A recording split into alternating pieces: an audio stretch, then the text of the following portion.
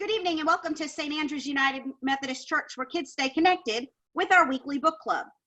We have started the one and only Ivan. Tonight we will start on page 51.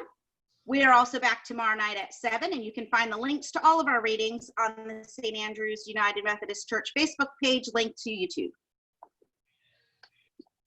Not sleepy.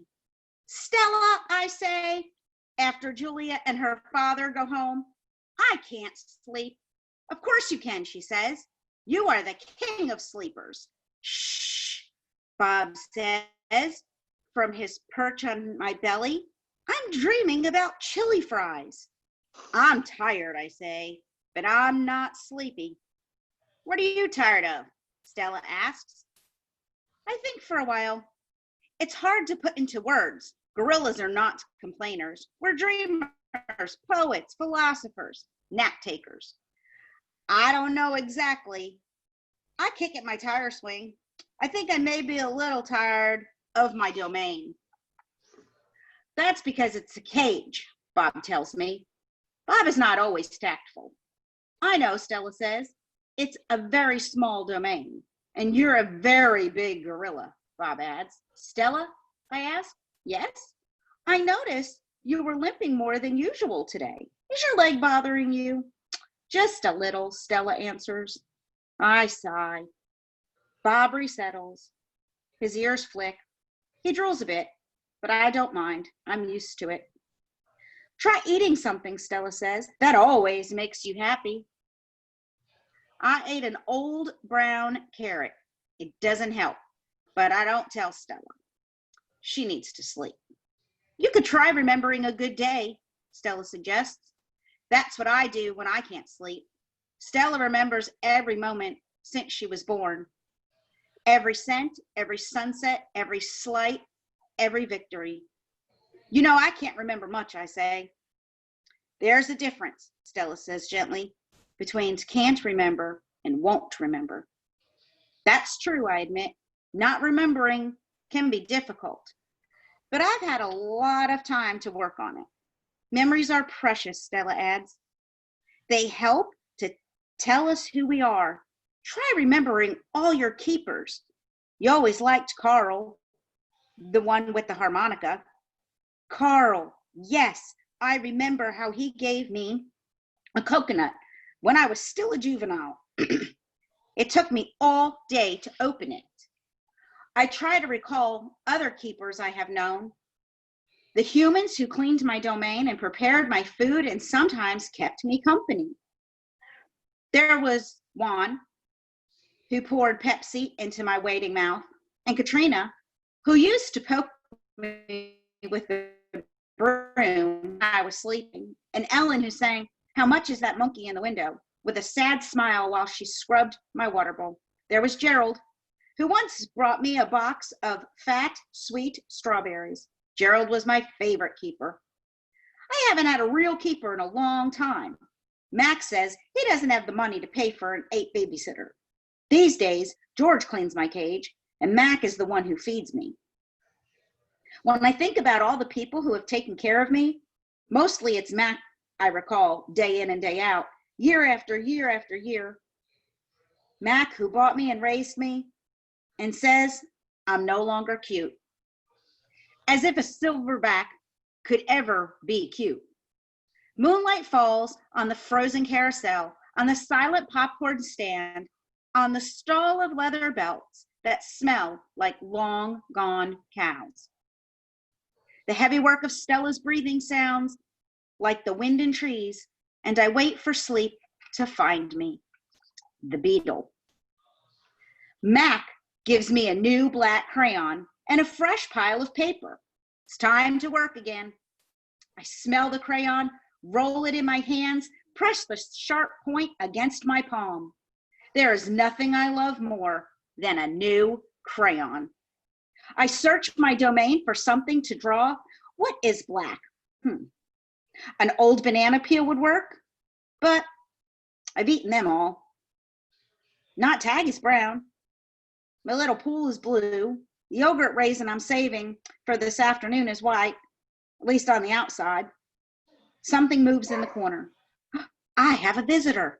A shiny beetle has stopped by. Bugs often wander through my domain on their way to somewhere else. Hello, beetle, I say. He freezes silent. Bugs never want to chat. The beetle's an attractive bug with a body like a glossy nut. He's black and a starless night. That's it. I'll draw him. It's hard making a picture of something new. I don't get the chance that often, but I try. I look at the beetle, who's being kind enough not to move.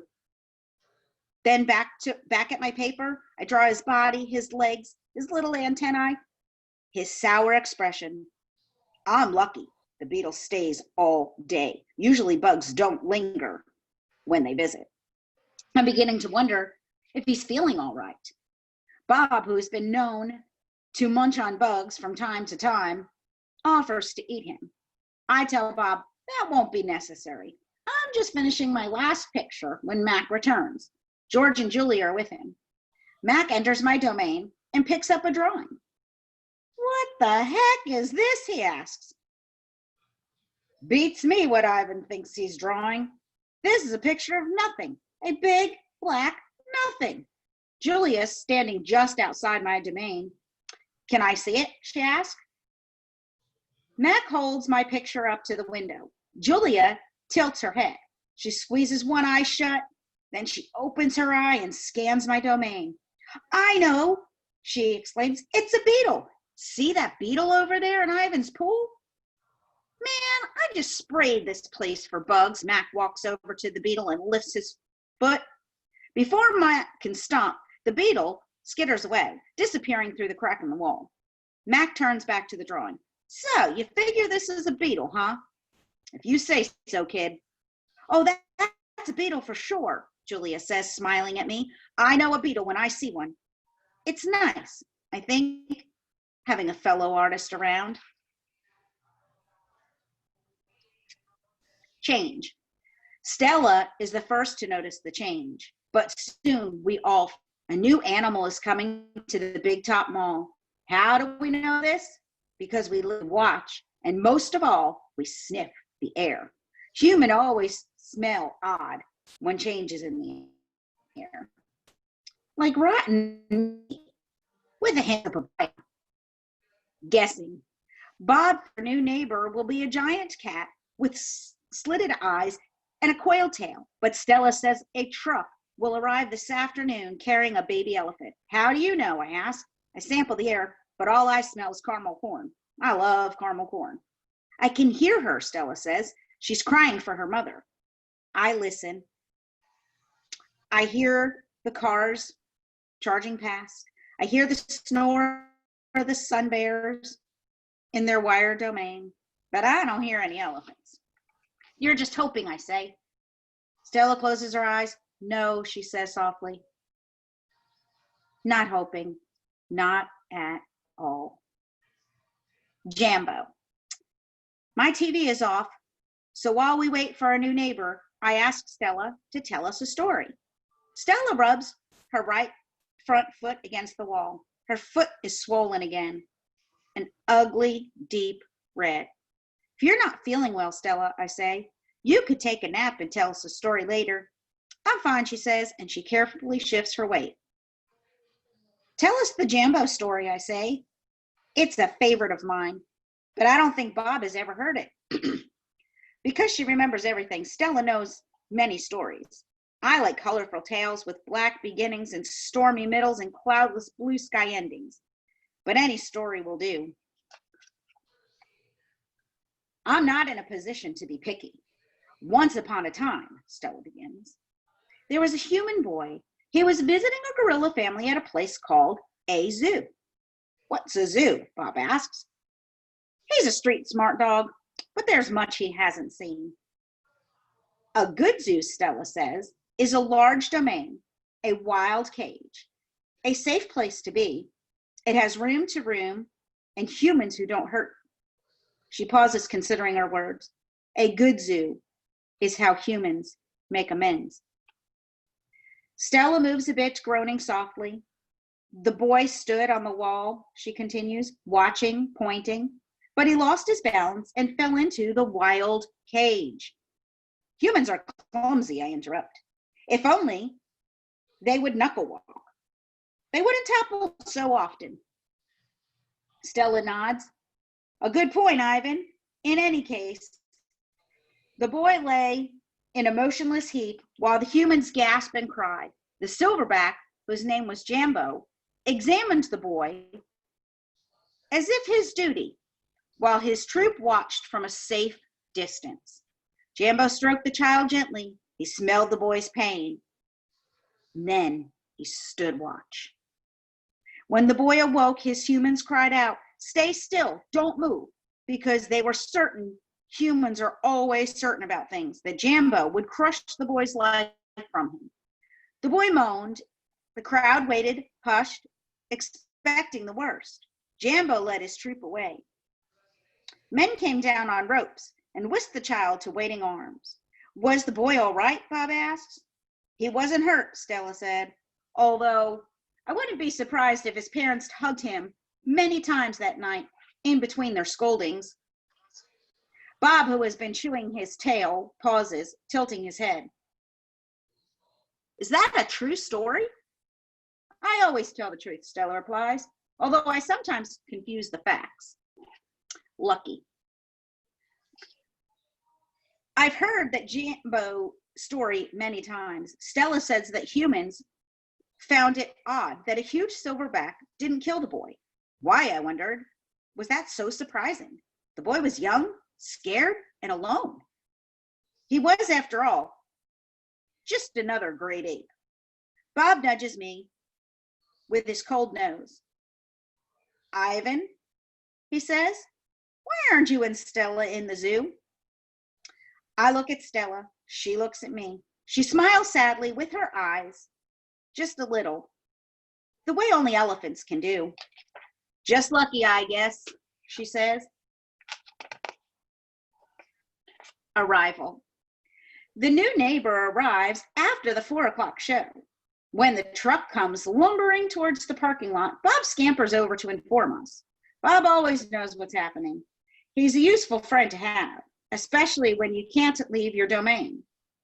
With a groan, Mac lifts the sliding metal door near the food court, the place where deliveries are made.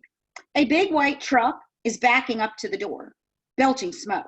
When the driver opens the truck, I knew that Stella is right. A baby elephant is inside. I see her trunk poking out from the blackness.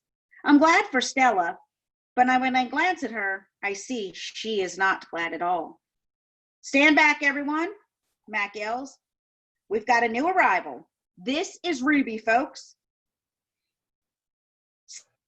600 pounds of fun of our sorry butts. This gal is going to sell us some tickets. Mac and two men climb into the black cave of the truck. We hear noise, scuffling, a word Mac uses when he's angry. Ruby makes a noise too, like one of her little trumpets they sell in the gift store. Move, Mac says, but still there's no Ruby. Move, he says again. We haven't got all day. Inside her domain, Stella paces as much as she's able. 2 steps one way, 2 steps the other. She slaps her trunk against the rusty metal bars, and she grumbles. Stella, I ask, did you hear the baby? Stella mutters something under her breath, a word she uses when she's angry. Relax, Stella, I say. It'll be okay. Ivan, Stella says, it will never, ever be okay. And I know enough to stop talking. Stella helps. The men are yelling. Some of the yelling is at each other, but most of it's at Ruby. We hear scrambling and pounding and shifting. The side of the truck shudders. I'm starting to like this elephant, Bob whispers.